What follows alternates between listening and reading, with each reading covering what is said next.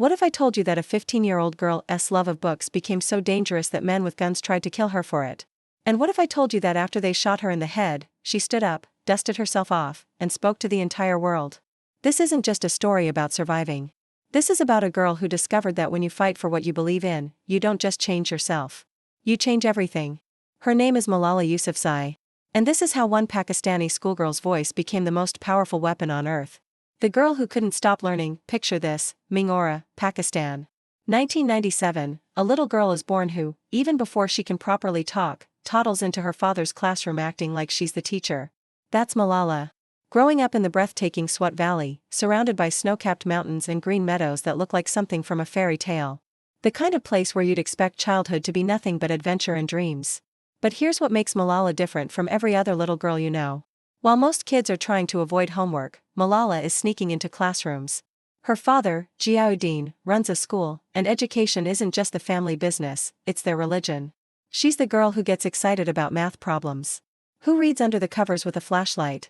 Who dreams of becoming a doctor and helping people? Completely, utterly, hopelessly in love with learning. But, and that's where our story takes a dark turn, there are men who believe that girls like Malala are dangerous. When darkness came to paradise, in 2007, the Taliban swept into Swat Valley like a storm cloud blocking out the sun. Suddenly, this paradise becomes a prison. No more music. No more dancing. No more television. And most importantly, no more school for girls. By 2008, they had destroyed over 400 schools. Imagine being 10 years old and being told that your greatest love, learning, is now a crime. That your dreams of becoming a doctor are not just impossible, but forbidden. Most girls would hide. Most girls would stay silent. Most girls would accept that their story ends here. But Malala isn't like most girls. At age 11, when you were probably worried about pop quizzes, Malala gave a speech in Peshawar titled "How Dare the Taliban Take Away My Basic Right to Education." Therefore, she becomes a target. But she doesn't care about being a target. She becomes louder, braver, more dangerous to men who fear educated girls. The secret blogger who shook the world. Here's where Malala does something absolutely genius. Something that shows she's not just brave, she's brilliant.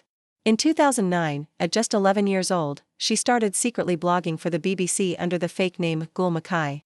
Think about that for a second. An 11-year-old girl is outsmarting international terrorists by becoming an undercover journalist. She's in frank with Wi-Fi. She's documenting her life under oppression, but she's doing it live, for the whole world to see. Today I'm afraid, she writes in one post. I'm afraid they'll destroy my school. But here's what nobody tells you about fear: when you name it, when you write it down, when you share it with others, it starts to lose its power over you. Therefore, with every blog post, Malala gets stronger.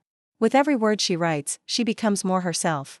The girl who was supposed to disappear is becoming impossible to ignore. The whole world is reading about this Pakistani schoolgirl who refuses to be silenced. But the more famous she becomes, the more dangerous her life gets. Therefore, her father sits her down for a conversation that will change everything. Malala, he says, they're threatening to kill you. We can stop. We can stay quiet. And do you know what this 14-year-old girl says? How can I stop? How can I stay quiet when millions of girls can't even speak? That's the moment. That's when Malala transforms from a girl who loves school into a girl who will die for every girl's right to learn. The day they tried to silence forever, October 9, 2012. It's an ordinary Tuesday morning. Malala is 15 years old, riding the school bus home with her friends, probably thinking about homework or weekend plans or all the normal things teenagers think about. But this isn't going to be an ordinary day. Suddenly, masked men jump onto the bus. They shout one word, Malala. The other girls are terrified. They know what this means. Someone points to Malala, probably hoping to save themselves. Therefore, the gunman aims. Therefore, he pulls the trigger. The bullet hits her on the left side of her forehead. The girl who spoke for millions goes silent. But, and this is the most important but in our entire story, Malala Yousafzai doesn't die. She wakes up in a hospital in Birmingham, England. Her first words? Where are my books? Not, am I okay? Not, who did this to me? Not, why me? Where are my books? The Taliban tried to kill her love of learning.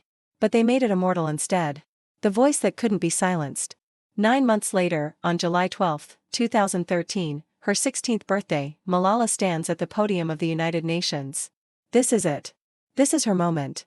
The moment she transforms from survivor to leader. From victim to victor. Dear friends, she begins, on the 9th of October, 2012, the Taliban shot me on the left side of my forehead. they shot my friends, too. But listen to what she says next. They thought that the bullets would silence us. But they failed. One child, one teacher, one pen, and one book can change the world. Therefore, that day, in that room, with those words, Malala doesn't just survive her assassination attempt. She transforms it into the most powerful speech of the 21st century. But she's not done. Therefore, she starts the Malala Fund. Therefore, she continues fighting for the 130 million girls who still can't go to school. Therefore, in 2014, at just 17 years old, she became the youngest person ever to win the Nobel Peace Prize. The girl they tried to silence becomes the voice the whole world listens to. Here's what I want you to understand about Malala's story. This isn't just about one brave girl in Pakistan. This is about the power that lives inside every single one of you. Malala wasn't born special. She wasn't born fearless. She wasn't born with superpowers. She was born with something much more powerful than any of that. She was born with the unshakable belief that her voice mattered. Therefore, when she was told to be quiet, she got louder. Therefore, when she was told to hide, she stepped into the light. Therefore, when they tried to end her story, she wrote a new chapter. And that power, that absolute, unstoppable power of believing your voice matters, that lives in you, too. Maybe you won't speak at the United Nations. Maybe you won't win a Nobel Prize. But maybe you'll speak up when someone's being bullied. Maybe you'll fight for something you believe in. Maybe you'll refuse to stay quiet when you see something wrong. Because here's Malala's real secret, the one that changed everything. She realized that you don't have to be the oldest, the strongest, or the most powerful person in the room to change the world. You just have to be the one who refuses to stay silent. Today, Malala continues fighting for the millions of girls who still can't achieve their dreams, still speaking for those who can't speak for themselves. But now she's not alone. She's got an army of girls who heard her story and decided to find their own voices. So the question isn't whether your voice matters. The question is, what will you do with it?